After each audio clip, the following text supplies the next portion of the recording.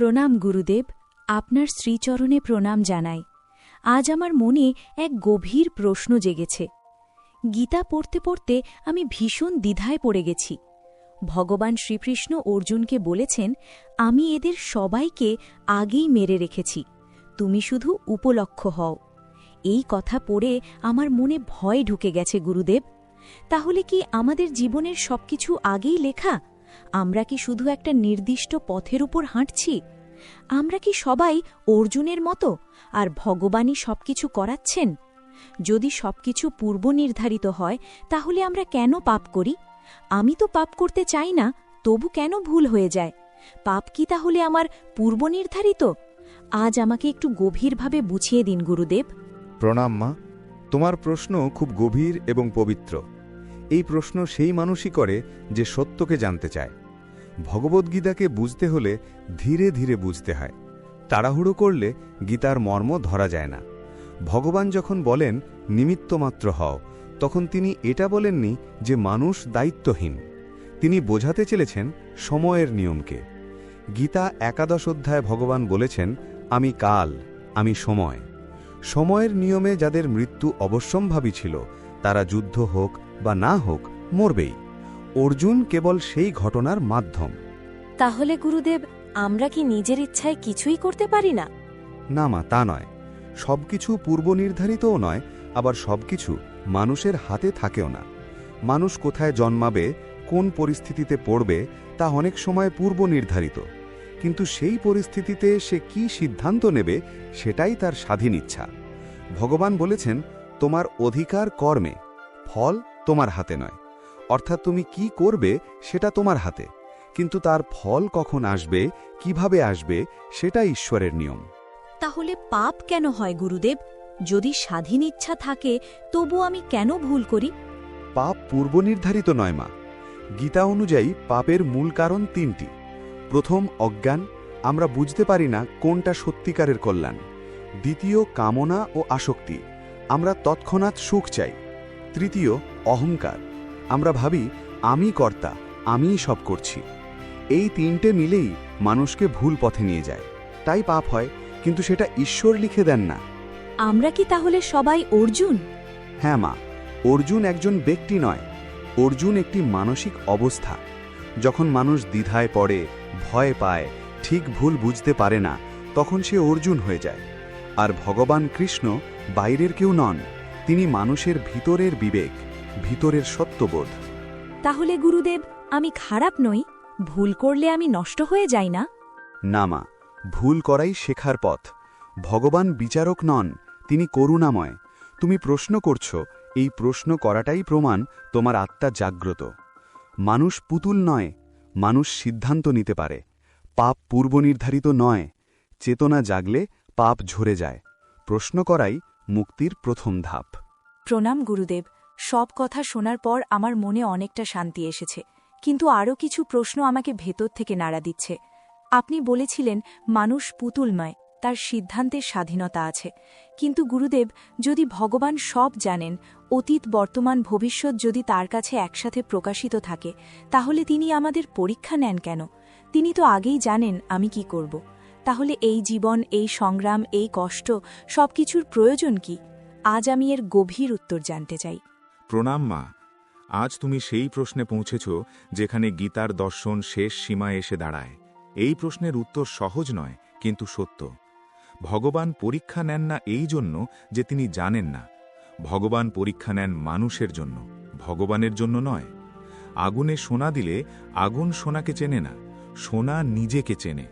পরীক্ষা ঈশ্বরের জ্ঞান বাড়ানোর জন্য নয়, মানুষের চেতনা জাগানোর জন্য। কিন্তু গুরুদেব, যদি সবকিছু কর্মফলের নিয়মে চলে, তাহলে বর্তমানের কষ্ট কি শুধুই অতীতের পাপের ফল? না মা, এই ধারণা সম্পূর্ণ নয়। গীতা বলে কর্ম 3 প্রকার: সঞ্চিত কর্ম, যা বহু জন্মের জমা; প্রারব্ধ কর্ম, যা এই জন্মে ফল দিতে শুরু করেছে; আর ক্রিয়মান কর্ম, যা তুমি এই মুহূর্তে তৈরি করছো। বর্তমানের কষ্ট সবসময় অতীতের পাপ নয়, অনেক সময় তা চরিত্র গঠনের প্রক্রিয়া। যেমন ওষুধ তেতো হয়, কিন্তু রোগ সারায়। ঈশ্বর মানুষকে ভাঙেন না, তিনি গড়েন। তাহলে ভালো মানুষই কেন বেশি কষ্ট পায় গুরুদেব? যারা অন্যায় করে তারা তো অনেক সময় সুখেই থাকে। মা, এটা সবচেয়ে ভুলভাবে বোঝা সত্য। ভালো মানুষ কষ্ট পায় না বেশি, ভালো মানুষ কষ্টকে গভীরভাবে অনুভব করে। আর অন্যায়কারী মানুষ নিজের পাপের ফল তৎক্ষণাৎ পায় না, কিন্তু সে ভিতর থেকে ধ্বংস হতে থাকে। গীতা বলে, পাপ প্রথমে মধুর মতো লাগে, শেষে বিষ হয়ে ওঠে। আর সৎকর্ম প্রথমে কষ্ট দেয়, শেষে অমৃত হয়। গুরুদেব, কর্মফল কি কখনো বদলানো যায়, নাকি যা লেখা আছে তাই হবে? এই প্রশ্নটাই মুক্তির দরজা। কর্মফল সম্পূর্ণ বদলানো যায় না, কিন্তু তার প্রভাব কমানো যায়।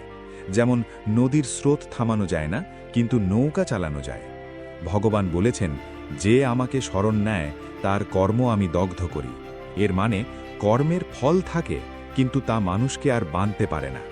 দুঃখ আসে, কিন্তু মানুষ ভেঙে পড়ে না। শরণাগতি মানে কি শুধু বলা, ভগবান আমাকে বাঁচাও?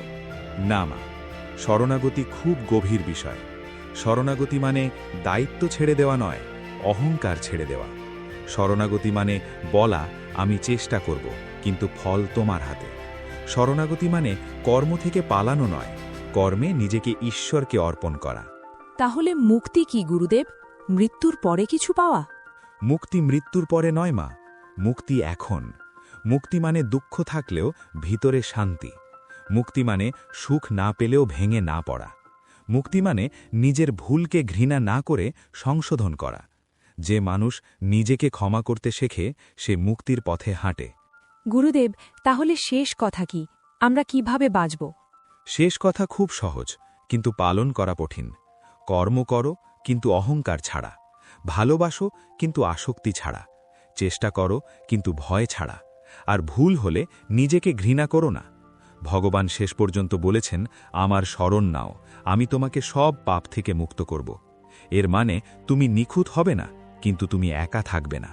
গুরুদেব, আজ মনে হচ্ছে আমার বুকের ভার অনেকটা হালকা হয়েছে। মনে হচ্ছে ভগবান আমাকে শাস্তি দিচ্ছেন না, আমাকে গড়ছেন। ঠিক তাই না। ভগবান বিচারক নন, তিনি শিক্ষক। জীবন পরীক্ষাগার, শাস্তিগার নয়। যে প্রশ্ন করে সে হারায় না, যে ভরসা রাখে সে পথ পায়। ভগবান সব জানেন, কিন্তু আমাদের জাগানোর জন্য পরীক্ষা দেন। কর্মফল আছে, কিন্তু তা শরণাগতকে বাঁধে না। পাপ আমাদের পরিচয় নয়, ভুল আমাদের শিক্ষক। মুক্তি ভবিষ্যৎ নয়, বর্তমান সচেতন। জীবন বোঝা নয়, সাধনা। এই জীবনে ভগবান আমাদের পাপ করার জন্য পাঠাননি, ভগবান আমাদের জাগ্রত করার জন্য পাঠিয়েছেন। আমরা কেউই সম্পূর্ণ নির্দোষ নই, আবার কেউই চিরকাল পাপীও নই। মানুষ ভুল করে, কারণ মানুষ শেখে। ভগবান শাস্তি দেন না, তিনি অভিজ্ঞতার মাধ্যমে শিক্ষা দেন। কর্ম আমাদের দায়িত্ব, ফল তার করুণা। সবকিছু আগেই লেখা আছে, এই ভাবনা মানুষকে দুর্বল করে। আর সবকিছু আমার হাতেই, এই অহংকার মানুষকে অন্ধ করে। গীতা আমাদের শেখায়, এই দুয়ের মাঝখানেই সত্য পথ। যে প্রশ্ন করে সে অবাধ্য নয়, সে অনুসন্ধানী। যে কাঁদে সে দুর্বল নয়, সে জীবিত। যে শরণ নেয় সে পরাজিত নয়, সে মুক্তির পথে। জীবন কোনো শাস্তিগার নয়, জীবন একটি সাধনা ক্ষেত্র। এখানে কেউ হারে না, কেউ শেখে একটু দেরিতে। ভগবান বিচারক নন, তিনি অন্তরের বন্ধু। তিনি আমাদের ফেলে দেন না, তিনি আমাদের গড়ে তোলেন। এই উপলব্ধির সাথেই এই গীতা কথার আলোচনা আজ সমাপ্ত। কিন্তু আত্মজিজ্ঞাসার যাত্রা এখান থেকেই শুরু। শ্রীকৃষ্ণের চরণে সমস্ত প্রশ্ন, ভয় ও অহংকার অর্পণ করি।